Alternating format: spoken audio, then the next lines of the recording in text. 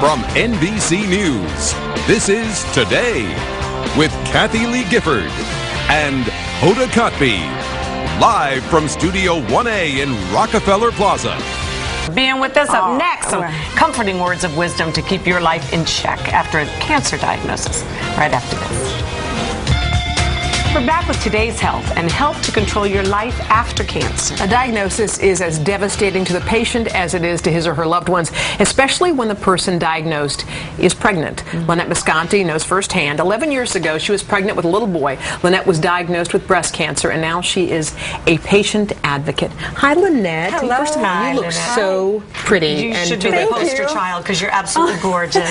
Thanks. Now, the diagnosis, as a lot of people know, is extremely excruciating, but I cannot imagine what it felt like to know that you were pregnant at the time. What did you think? How many months along also? Excuse me, Hoda.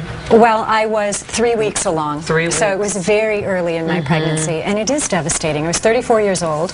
I had no family history of breast cancer, and then I was diagnosed with cancer 3 weeks after discovering I was pregnant. And doctors sort of told you one thing, basically, that you were not going to be able to continue your pregnancy. Is that pretty much what you heard? That's how doctors are trained. It was the right decision for them. But what I quickly recognized as I was diagnosed with cancer was cancer is a disease that follows protocols, and I was somebody who wanted to be treated like a human being.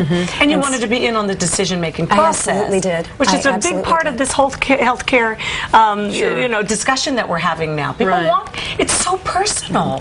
It's very personal, and if you know what your life and health goals are when you walk into that room, then every plan that's made from that point forward has to follow those life and health goals. Well, it's kind of, I can understand where it would be intimidating, because you went to doctor after doctor after doctor after doctor who all said terminate the pregnancy because your treatment would harm the child. Were you nervous thinking that, oh my gosh, this would happen, this could happen? I was scared out of my mind. I went to 8 medical opinions.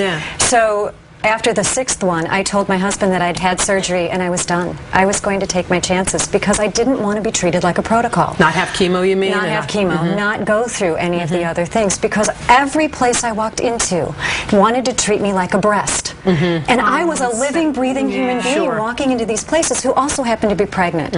So for me, after that 6th medical opinion, I said, I'm done, no more. And your husband agreed with you on that? My husband was the most wonderful man on the planet. He stepped back and said, you make your decisions. And he gave me his opinion, and he gave me the time and the space to make my own decisions. We should point out the picture you're looking at is your beautiful baby Frankie when he was born 10 years ago. Today. Just happens to be gorgeous, standing at our news desk right now.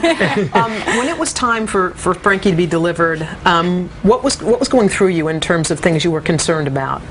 Well, we went through this process over those 9 months. I did end up having chemotherapy. I found this place who was willing to treat me as a whole person, and that was at Cancer Treatment Centers of America. And they were wonderful, because they not only have the latest, greatest conventional treatments, but they have a nutritionist, they have psychoneuroimmunology, which is mind-body medicine. They have all of these things that really take care of you and your quality of life. And you want to talk about, I know we just have a few seconds, but you want patients to be able to speak up, and that's important. You're a patient advocate. Yeah, I think it's important to recognize that there are 2 experts in the room.